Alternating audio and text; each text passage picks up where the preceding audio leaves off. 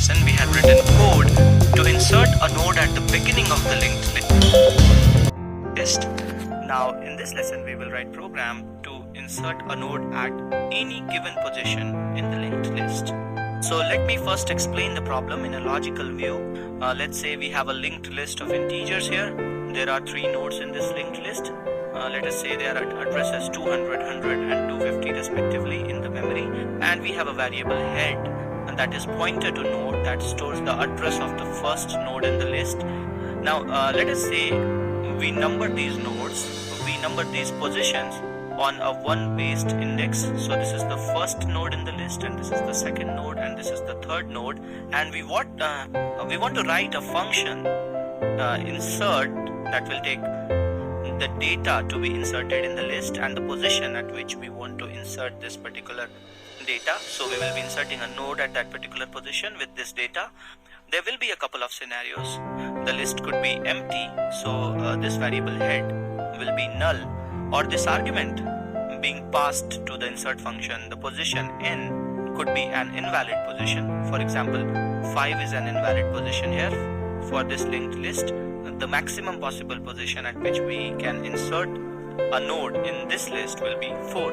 If we want to insert at position 1, we want to insert at the beginning, and if we want to insert at position 4, we want to insert at end. So our insert function should gracefully handle all these scenarios. Let us assume, for the sake of simplicity, for the sake of simplifying our implementation, that we always give a valid position. We will always give a valid position so that we do not have to handle the error condition in case of invalid position. The implementation logic for this function will be pretty straightforward. We will first create a node.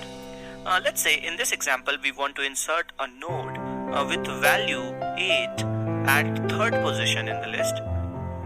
So I'll set the data here in the node. The data part is 8. Now to insert a node at the nth position, we will first have to go to the n-1th node. In this case, n is equal to 3, so we will go to the second node. Now the first thing that we will have to do is we will have to set the link field of this newly created node equal to the link field of this n-1th node. So we will have to build this link. Let's say the address that we get for this newly created node is 150. Once we build this link, we can break this link and set the link of this newly created node as address of this, set the link of this n-1th node as address of this newly created node. We may have special cases in our implementation, like the list may be empty, or maybe we may want to insert a node at the beginning. Let's say we will take care of special cases, if any, in our actual implementation. So now let's move on to implement this particular function in our program. In my C program, the first thing that I need to do is I want to define a node. So node will be a structure. We have seen this earlier. So node has these 2 fields, one data of type integer and another next of type pointer to node. Now to create a linked list, the first thing that I need to create is a pointer to node that will always store the address of the first node or the head node in the linked list. So I will create struct node star. Let's name this variable head, and once again I have created this variable as a global variable. To understand linked list implementation, we need to understand what goes where, what variable sits in what section of the memory, and what is the scope of these variables, what goes in the stack section of the memory and what goes in the heap section of the memory. So this time as we write this code, we will see what goes where.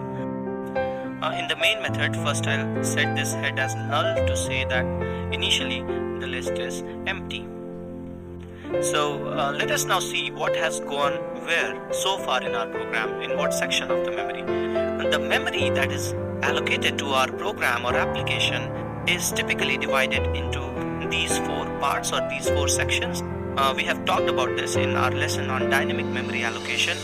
There is a link to our lesson on dynamic memory allocation in the description of this video. I'll quickly talk about what these sections are. One section of the application's memory is used to store all the instructions that need to be executed. Another section is allocated to store the global variables that live for the entire lifetime of the program, of the application. One section of the memory, which is called stack, is used to store all the information about function call executions, to store all the local variables. And these three sections that we talked about are fixed in size. Their size is decided at compile time. The last section that we call heap or free store is not fixed, and we can request memory from the heap during runtime, and that's what we do when we use malloc or new operator. Now I have drawn these three sections of the memory: stack, heap, and the section to store the global variables. In our program we have declared a global variable named head, which is pointer to node, so it will go and sit here, and this variable is like anyone can access it. Initially value here is null.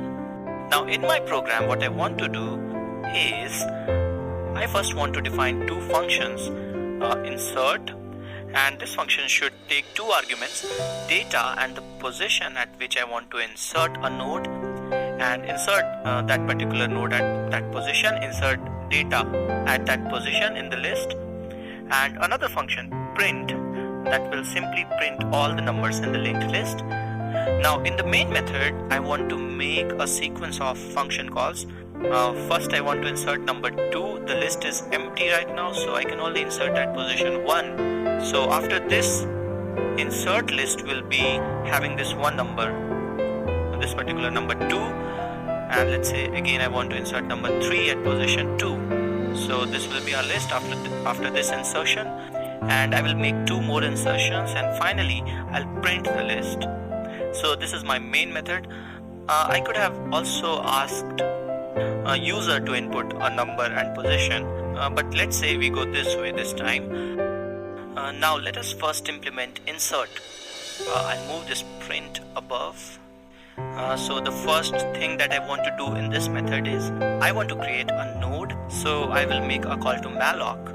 In C++ we can simply write a new node for this call to malloc, and this looks a lot cleaner. Let's go C++ way this time. Now what I can do is I can first set the data field and set the link initially as null.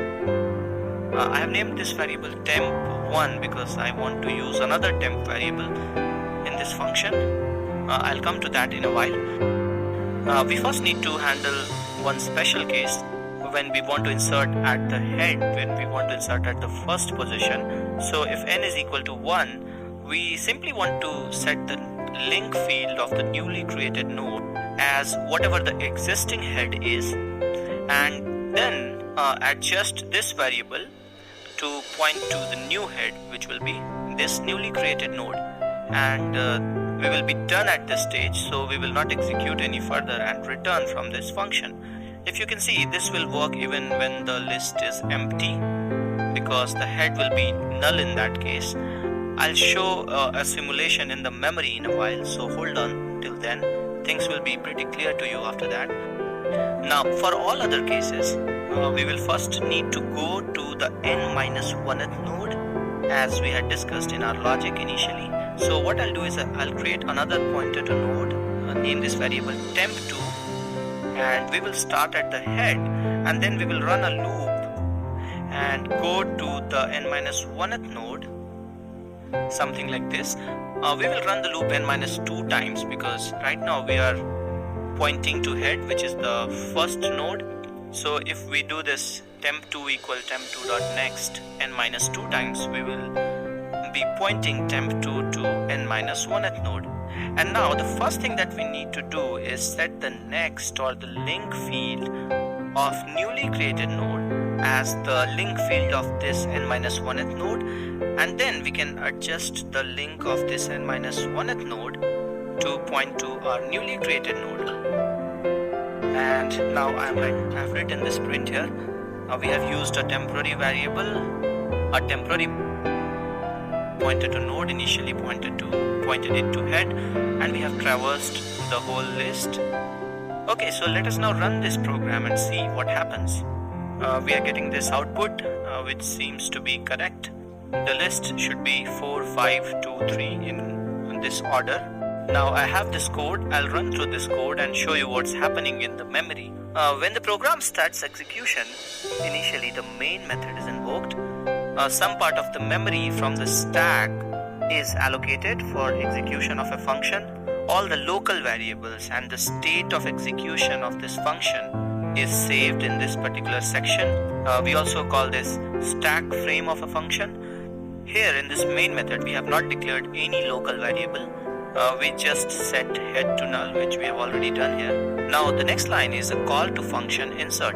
So the machine will set the execution of this particular method main on hold and go on to execute this call to insert. So insert comes into the stack, and insert has a couple of local variables. It has two arguments, data and this variable n. This stack frame will be a little larger because we will have couple of local variables. And now we create this another local variable which is a pointer to node temp1, and we use the new operator to create a memory block in the heap, and this guy temp1 initially stores the address of this memory block.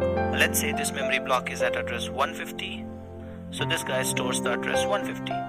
When we request some memory to store something on the heap using new or malloc, we do not get a variable name, and the only way to access it is through a pointer variable. So this pointer variable is the remote control here, kind of. So here when we say temp1.data is equal to this much, through this pointer, which is our remote, we are going and writing this value 2 here, and then we are saying temp.next equal null. So null is nothing but address 0, so we are writing address 0 here. So we have created a node, and in our first call n is equal to 1, so we will come to this condition. Now we want to set temp1.next equal head. Temp1.next is this section, this second field, and this is already equal to head. Head is null here, and this is already null. Null is nothing but 0. The only reason we set temp.next equal head will work for empty cases because head would be null. And now we are saying head is equal to temp1. So head guy now points to this because it stores address 150 like temp1. And in this first call to insert, after this we will return. So the execution of insert will finish, and now the control returns to the main method. We come to this line where we make another call to insert with different arguments. This time we pass number 3 to be inserted at position 2. Now once again, memory in the stack frame will be allocated for this particular call to insert. The stack frame allocation is corresponding to a particular call. So each time the function execution finishes, all the local variables are gone from the memory. Now once again in this call, we create a new node. We keep the address initially in this temporary variable temp1. Let's say we get this node at address 100 this time. Now n is not equal to 1, we will move on to create another temporary variable temp2. Now we are not creating a new node and storing the address in temp2 here. We are saying temp2 is initially equal to head, so we store the address 150. So initially we make this guy point to the head node, and now we want to run this loop and want to keep going to the next node until we reach n-1th node. In this case n is equal to 2, so this loop will not execute this statement even once. n-1th node is the first node itself. Now we execute these 2 lines. The next of the newly created node will be set first, so we will build this link. Oops, no, temp2 dot the next is 0 only, so even after reset this will be 0.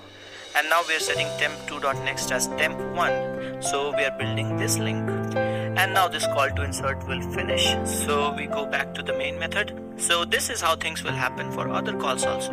So after everything we have inserted, when we will reach this print statement in the main function, our list will be something like this in the memory. This is a little messy. I've chosen this addresses as per my convenience for the sake of example. And now print will execute, and once again I'm using a temp variable in print. By now it should have been clear to you why we use temp variable again and again, and why this variable head that stores the address of the first node is so important. Now what if this head was not global? What if we would have declared this head inside the main method? We have talked about this in our previous lesson. Head will not be accessible everywhere, So in each call to these functions, in each call to insert, we will have to return some value from the function to update this head, or we will have to pass this head by reference. We have talked about this in our previous lesson. So this is it for this lesson. If this video is helpful to you, then like this video, share this video and subscribe to my channel All in 1K. Thanks for watching.